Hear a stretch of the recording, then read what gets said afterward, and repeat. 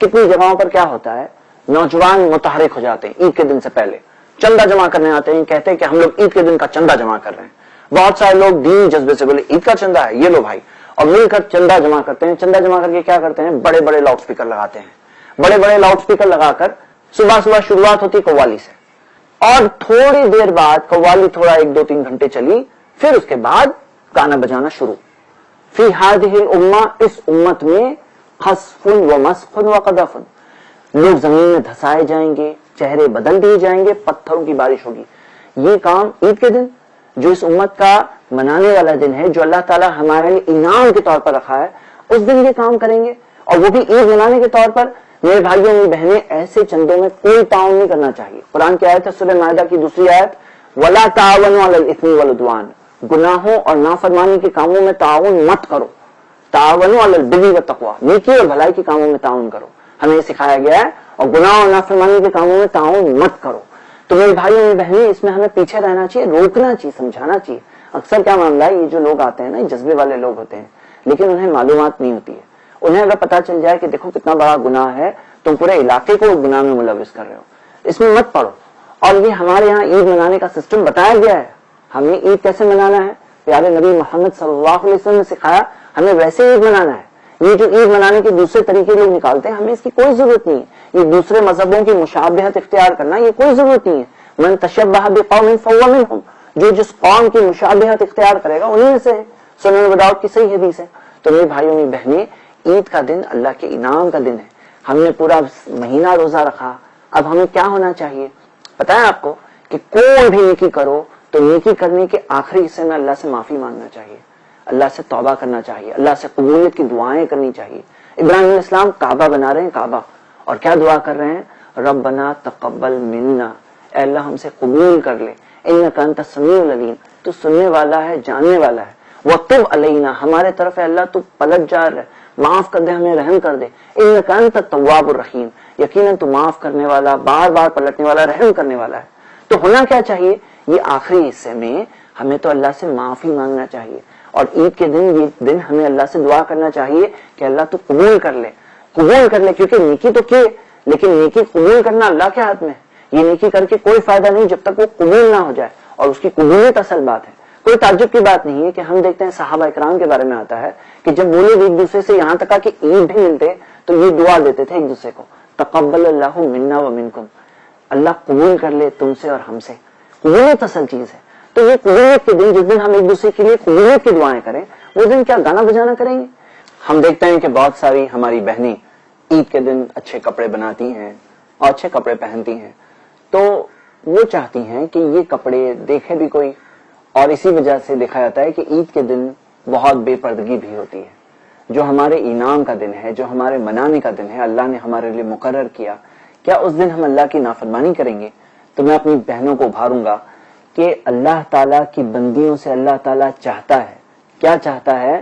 جیسے اللہ تعالیٰ نے ہمیں قرآن میں بتایا کہ یا ایھا النبی، اے نبی، قل لازواجک، اپنی بیویوں سے کہہ دو، وہ بناتک، اپنی بیٹیوں سے، ونساء المؤمنین، اور مومنہ عورتوں سے، یدنین علیہن من جلابیبہن، کہ جب وہ اپنے گھروں کے باہر جائیں تو اپنے جلباب کو، اپنے آؤٹر گارمنٹ یعنی اپنے برقعوں کو پہن لے، ذالک ادنی ان یعرفن، یہ بہتر ہے ان کے لیے کہ وہ پہچانی جائیں، فلا یؤذین، اور پریشان نہ کی جائیں۔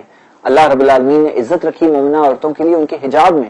اسی طرح ہم دیکھتے ہیں کہ اللہ تعالیٰ نے قرآن میں فرمایا سورہ نور میں سورہ 24 آیت نمبر 31، قل للمؤمنات، کہہ دو مومنہ عورتوں سے، قل للمؤمنات یغضضن من ابصارہن ویحفظن فروجہن، کہ وہ اپنی نظروں کو نیچی رکھیں، اپنی پاکیزگی کی حفاظت کریں، ولا یبدین زینتہن، اور اپنی خوبصورتی کو ظاہر نہ ہونے دیں، الا ما ظہر منہا، سوائے وہ جو ظاہر ہو جائے، ولا یبدین زینتہن الا لبعولتہن، اور اپنی خوبصورتی کو ظاہر نہ ہونے دیں سوائے اپنے شوہروں کے سامنے، او آبائہن، ان کے والد کے سامنے، اور پھر محرم کی لسٹ دی گئی ہے جن کے سامنے وہ اپنی خوبصورتی کو ظاہر کر سکتے ہیں۔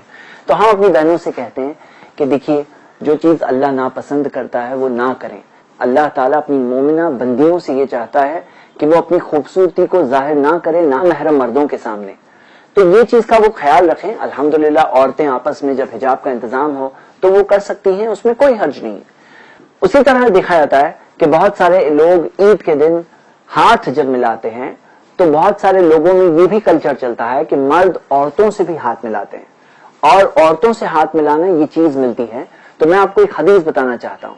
پیارے نبی محمد صلی اللہ علیہ وسلم نے فرمایا تم میں سے کسی کے سر میں لوہے کی سوئی ڈال دی جائے خیر اللہ، بہتر ہے اس کے لیے، بنسبت اس کے کہ وہ کسی ایسی عورت کو چھوئے جو اس کے لیے حلال نہیں ہے.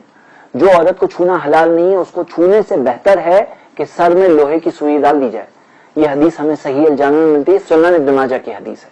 تو یہ بات کا خیال رکھیں کہ اللہ تعالیٰ یہ نہیں پسند کرتا جو اسلام کا دائرہ ہے، جو اللہ تعالیٰ نے بتایا، جو ہمارے بھلے کے لیے ہے، جو بہتر دنیا کے لیے بہتر آخرت کے لیے ہے، ہمیں اس دائرے میں سرنڈر ہو کر جینا چاہیے. یہی تو رمضان کی ٹریننگ تھی. کیا ٹریننگ پائے رمضان میں؟ یہی تو ٹریننگ تھی کہ کھانا چھوڑ دیے اللہ کے لیے، پانی چھوڑ دیے اللہ کے لیے، حلال ہونے کے باوجود چھوڑ دیے. کیوں؟ اللہ کا حکم تھا. تو جب اللہ کے لیے حلال چھوڑ سکتے ہیں تو جو اللہ نے منع کیا وہ نہیں چھوڑ سکتے ہیں. تو انشاءاللہ یہ سب چیزوں پر عمل کرنا ہے، ان باتوں کا انشاءاللہ خیال رکھنا ہے. اب عید کے دن کے تعلق سے چند باتیں ہم دیکھیں گے. عید کے دن کے تعلق سے ہم دیکھتے ہیں کہ اللہ تعالیٰ نے یہ 2 عیدیں جو ہمارے لیے مقرر کی ہے، یہ ہمارے لیے الحمدللہ ایک انعام کا دن ہے، ہمارے لیے منانے والا دن ہے. اور منانے کے اندر اسلام کے دائرے میں رہ کر، جو شریعت کا دائرہ ہے اس دائرے میں رہ کر. عید الفطر کے تعلق سے ہم انشاءاللہ اب دیکھتے ہیں. عید الفطر جو عید ہے رمضان کے بعد کی عید، جو 1 شوال کے دن ہوتی ہے، اس کے احکام کے تعلق سے سب سے پہلی بات کہ ہم دیکھتے ہیں کہ عید کی نماز کے لیے جانا الحمدللہ مقرر کیا گیا ہمارے لیے. اور ہم دیکھتے ہیں کہ اس کے لیے عید کے دن کا خاص غسل لینا اور پھر جانا یہ الحمدللہ سنت ہے. جیسے علی رضی اللہ عنہ سے کسی نے پوچھا کہ میں اس غسل کے تعلق سے پوچھتا ہوں، الغسل الذی هو الغسل، جو خصوصی غسل ہے، تو انہوں نے بتایا وہ جمعہ کے دن ہے، عرفہ کے دن ہے اور دونوں عیدوں کے دن ہے. تو عید کے دن کا غسل لینا الحمدللہ مستحب ہے. پھر جو کپڑے ہمارے پاس ہے ان میں سے جو اچھے کپڑے پہنے، جیسے عمر رضی اللہ عنہ نے ایک بار نبی صلی اللہ علیہ وسلم کو ایک ریشم کا لباس ہدیے میں دیتے ہوئے کہا تجمل بہا فی العید والوفود، کہ نبی صلی اللہ علیہ وسلم میں آپ کو یہ دے رہا ہوں تاکہ آپ اس سے خوبصورتی اختیار کریں عید کے دن. اور جب وفود آپ کے پاس، جب لوگ ملنے ڈیلیگیشنز آتے ہیں، وفد آتے ہیں، تو ان سے ملتے وقت تاکہ آپ یہ پہنو. تو اللہ کے رسول صلی اللہ علیہ وسلم نے جو انہیں کریکٹ کیا وہ اس چیز کے تعلق سے سدھارا کہ نہیں، ریشم پہننا منع ہے، لیکن یہ چیز کے تعلق سے نہیں کہا کہ نہیں عید کے دن خاص اچھے کپڑے نہیں پہنے جا سکتے. تو جو آپ کے پاس کپڑے ہیں، جیسے ہمیں انس رضی اللہ عنہ، عبداللہ ابن عمر رضی اللہ عنہما، ان کے تعلق سے ملتا ہے کہ ان کے پاس جو کپڑے ہوتے ہیں ان میں اچھے کپڑے وہ پہنتے. تو آپ کے پاس جو بھی کپڑے ہیں ان میں اچھے کپڑے الحمدللہ پہنیے. اسی طرح ہم دیکھتے ہیں عید الفطر کی ایک بہت پیاری سنت ہے، اور وہ یہ سنت ہے کہ اللہ کے رسول صلی اللہ علیہ وسلم عید کی نماز کے لیے نہیں جاتے یہاں تک کہ کچھ کھجور نہ کھا لیتے، یہاں تک کہ کچھ کھجور نہ کھا لیتے. اب پورا مہینہ روزہ رکھے، عید کے دن ایسی فیلنگ نہیں آنی چاہیے میں روزے سے ہوں. عید کے دن کھجور کھا لینا چاہیے اور کچھ کھا پی کے نکلنا چاہیے تاکہ یہ احساس ہو کہ میں روزے سے نہیں ہوں. الحمدللہ سنت یہ ہے کھا کر جانا عید کی نماز کے لیے.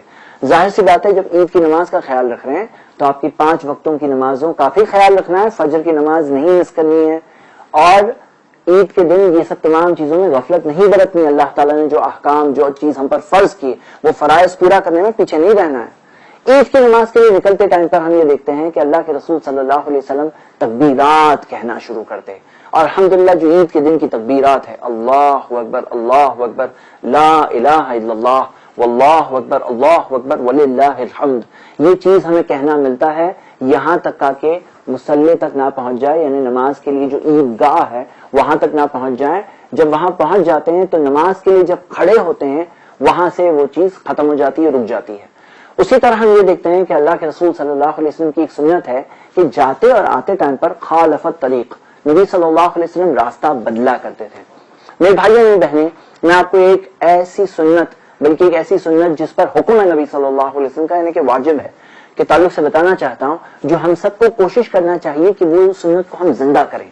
صحیح بخاری میں حدیث ہے کہ ام عطیہ رضی اللہ عنہا فرماتی ہیں کہ اللہ کے رسول صلی اللہ علیہ وسلم نے حکم دیا، امرنا، ہمیں حکم دیا گیا تھا، امرنا ان نخرج الحیض وذوات الخدور یوم العید، کہ ہمیں حکم دیا گیا تھا کہ ہماری عورتوں میں جو عورتیں حیض تک پہنچ گئی ہیں وہ عورتوں کو، اور ذوات الخدور یعنی جو لڑکیاں ہیں جو چادر میں رہتی ہیں، ذوات الخدور، وہ سب کو لے کر ہم نکلیں.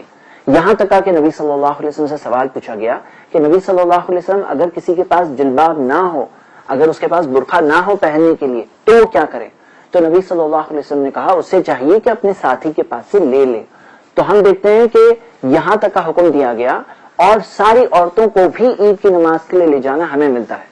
تو ہمیں چاہیے کہ اس حکم پر بھی ہم عمل کریں, اس کو بھی زندہ کریں. کیسے ہوگا؟ عید کی نمازوں میں الحمدللہ ہمیں جہاں جہاں پر اللہ تعالیٰ نے موقع دیا ہے وہاں یہ انتظام کرنا چاہیے کہ عید گاہ میں نماز ہو. یہ سنت ہے کہ عید گاہ میں سب جگہ سے مسلمان جمع ہو, اور جمع ہو کر عورتیں بھی آئیں, عورتوں کے لیے بھی انتظام ہو, الگ جگہ انتظام ہو.